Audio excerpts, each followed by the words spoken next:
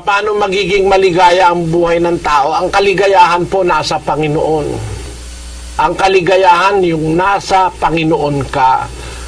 You are content, meron kang proteksyon, meron kang Diyos na kinikilala, yun po ang tunay na kaligayahan.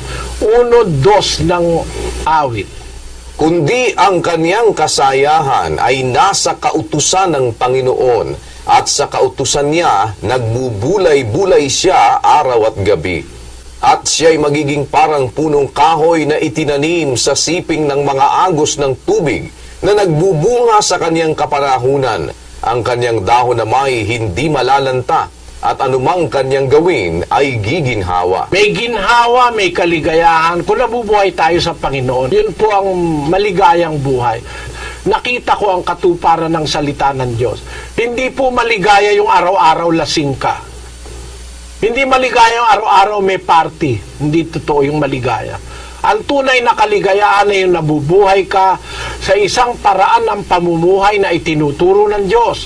May Diyos ka, marunong kang gumalang sa Diyos, sumasamba ka sa Diyos, marunong kang magmahal sa asawa, sa anak, marunong kang magmahal sa kapwa. Yun ang tunay na kaligayahan sa mundong ito.